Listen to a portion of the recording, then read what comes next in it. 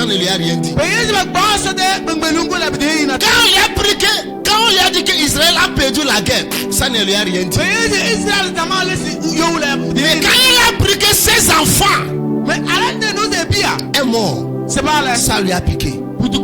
C'est à cause de la mort de ses enfants qu'il est mort.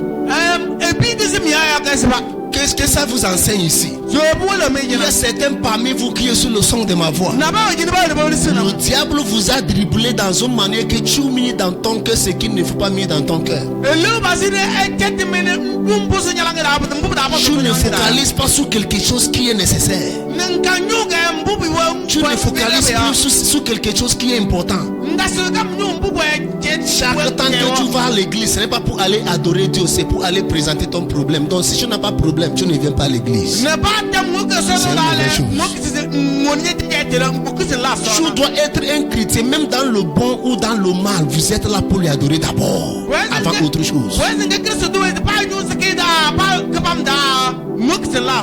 Alléluia. Le prophète Élie ne considère même pas quelque chose qui est consacré à Dieu saint. C'est pour cela quand ses enfants sont en train d'amuser avec ce qui est consacré à Dieu, il ne fait rien avec ça.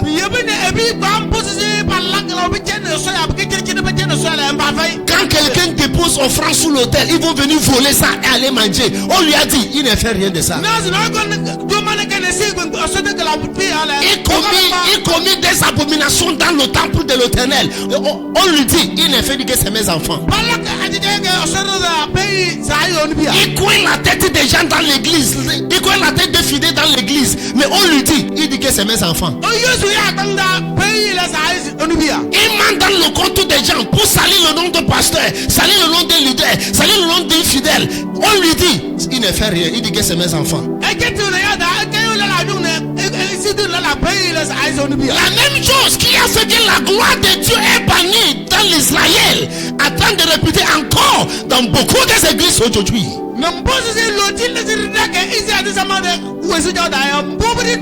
Tu vois église maintenant, église est désordonnée.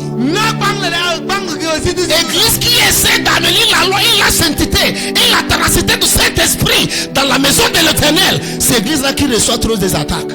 Parce qu'ils font trop. Permettez-moi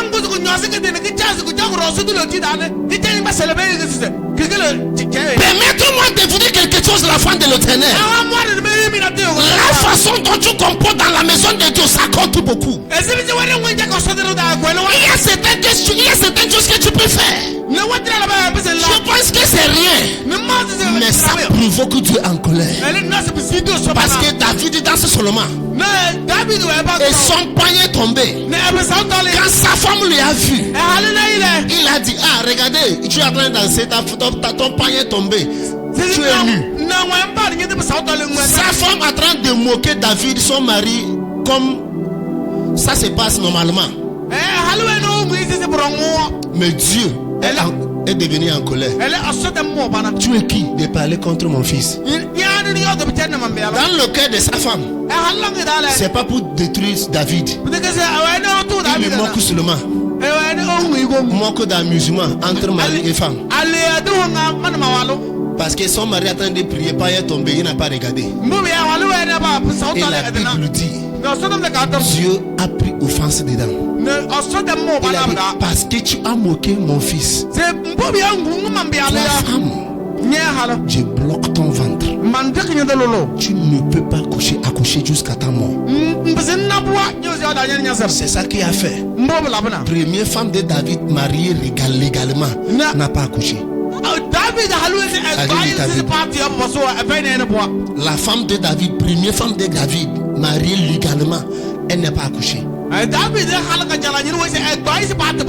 là peut fréquenter beaucoup des églises qu'elle peut connaître.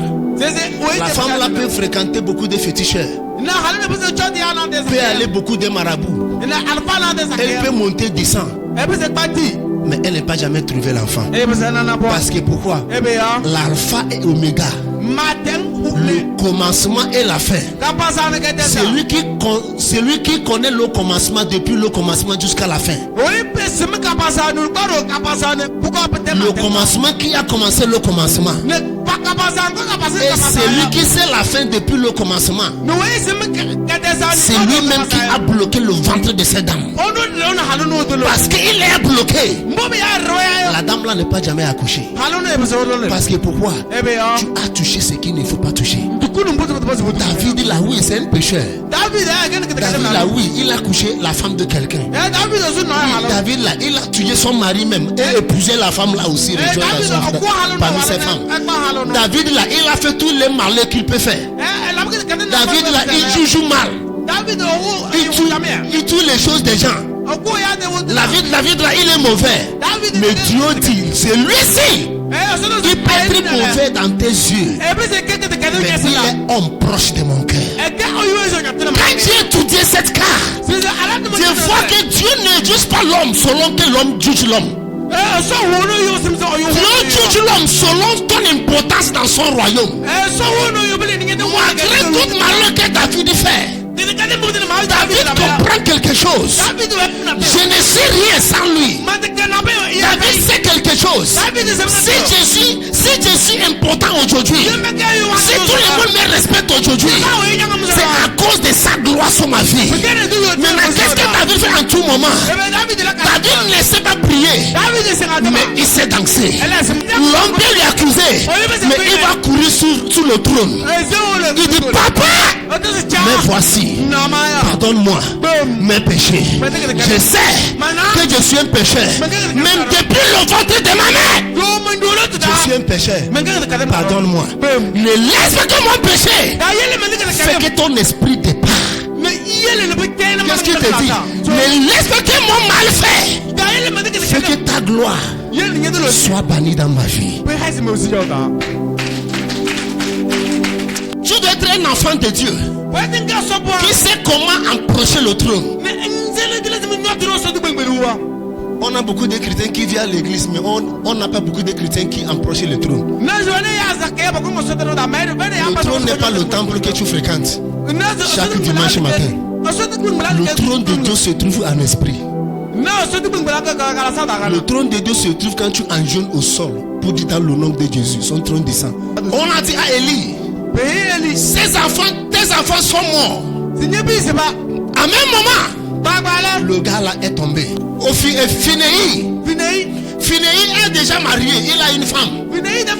En ce moment là, sa femme est enceinte. Maintenant, quand elle a appris que son mari Phinéi est mort avec son frère, donc la mère est venue en même temps. L'enfant a commencé à bouger en même temps. Ce n'est pas encore le moment pour que l'enfant sorte. Mais à cause de ces nouvelles que la dame l'a pris, ça a touché l'émotion de l'enfant dans le ventre.